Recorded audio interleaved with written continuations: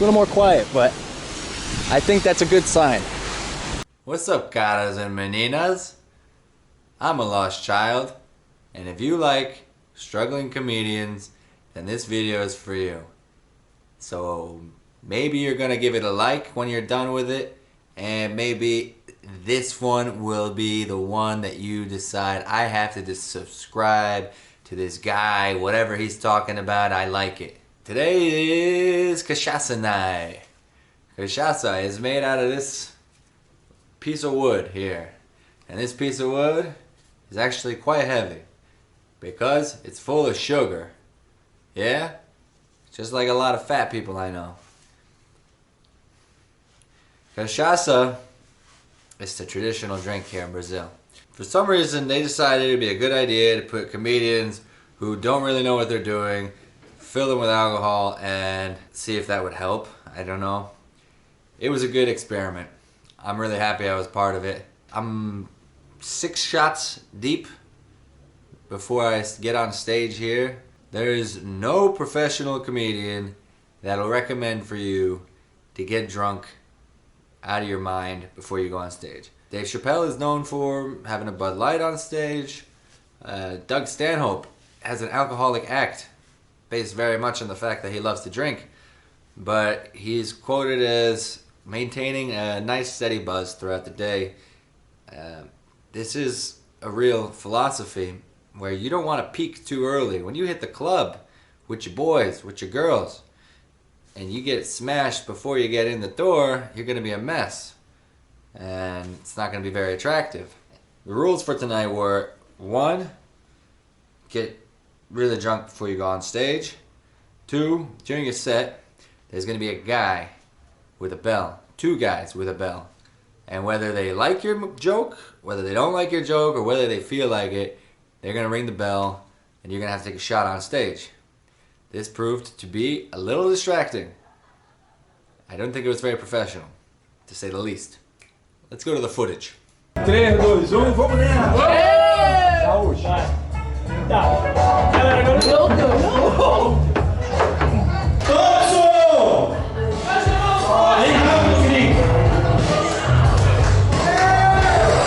I need to have an entrance song. There was maybe 2 tables. Definitely 1 table. So, the guys you hear will be pretty much the only people in the club. That means, are they hecklers? I don't know.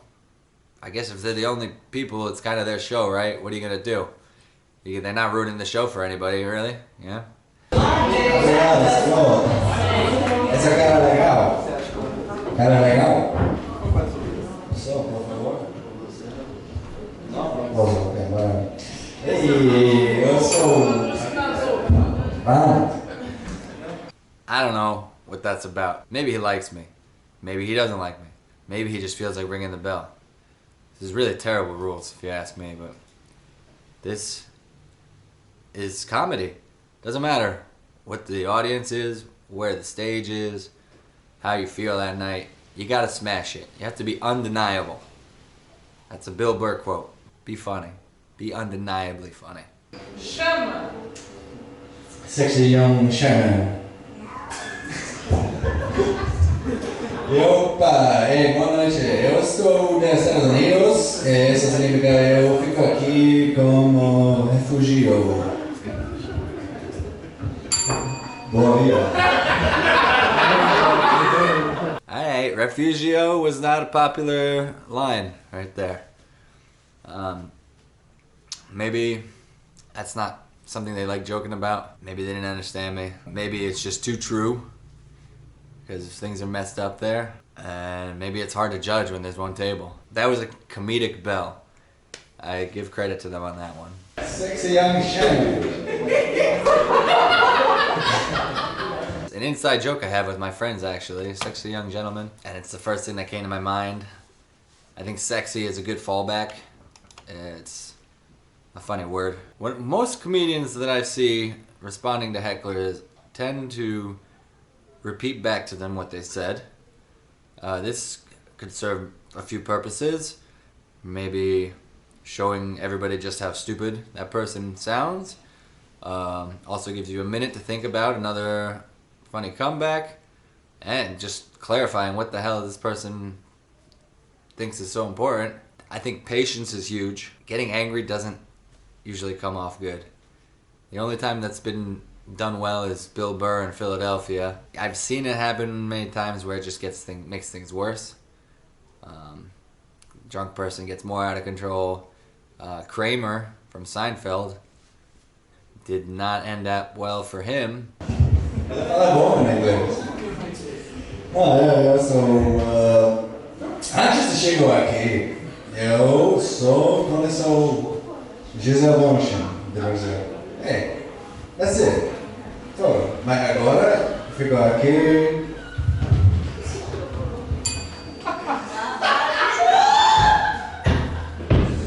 Não. Mas agora eu conheço muito brasileiros, né? Eu conheço o brasileiro mais poderoso em todo o país, aqui. Essa cara de pacotes de paçoquinhas. Bebe. Paçoquinhas. Do you have to drink?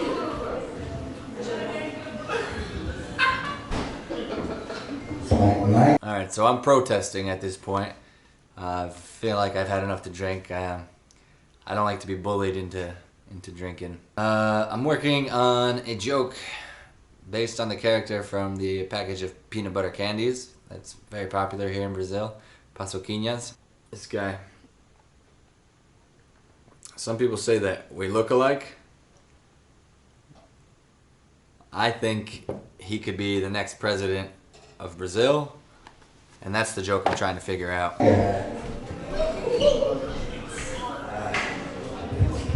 Sim, uma direção. Fico aqui, é a primeira vez que não tenho família perto da minha.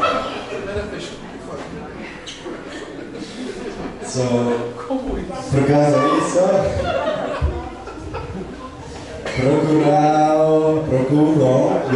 procuro novos países. Então, se conheces alguém que quer uma criança com 30 anos,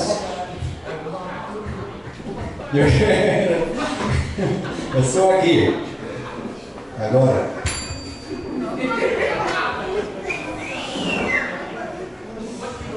Oh, mamma mia, papa mia.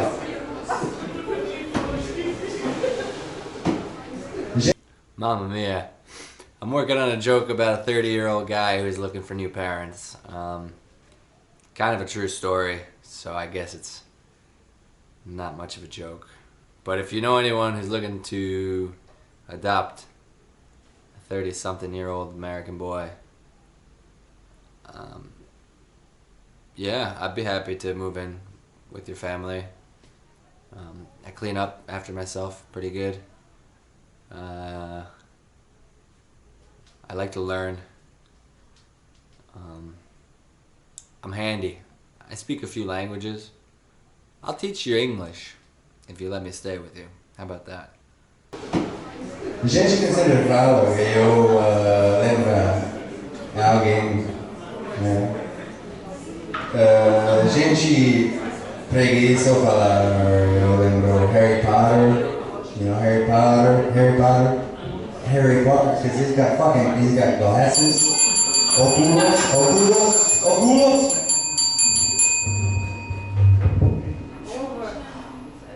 So this is a classic premise about looking like somebody. That people say I look like so and so, but we all look like somebody. I think this is a joke anybody could use. We all have a stereotype that we could fit into. Here the other day they called me German guy. Oh, they always call me German guy. Who am I kidding? Hey, Alamau. Are you Alamau or are you Russian? I'm Czechoslovako. So somewhere in the middle. Figure out who you look like and how to make it funny. When I figure that out, I'll let you know.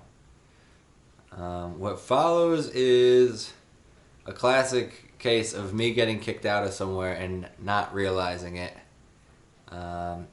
It's happened before, and I'm sure it'll happen again.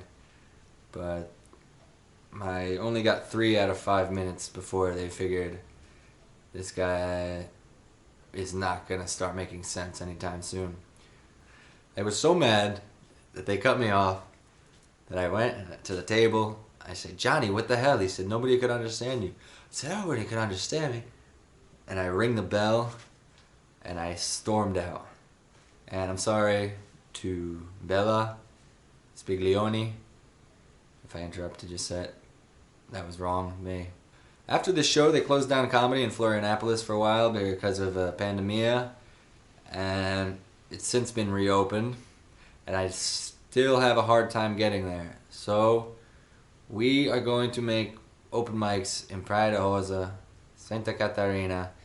If you want to have a beach vacation, surf in the day, and then show your stuff on the microphone at night with a talent, musical, comedic, or just a good story or poem.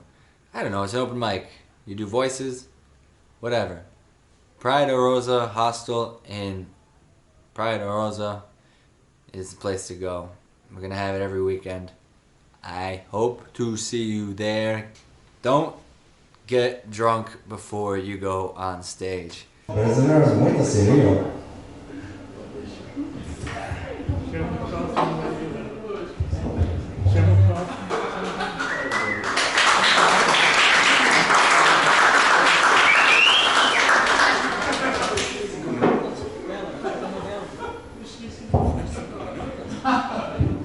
Alright.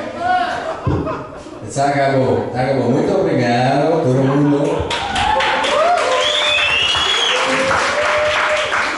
Vamos à próxima performance. Beleza. Sou bela. Sou bela. Menina, se chama Bela.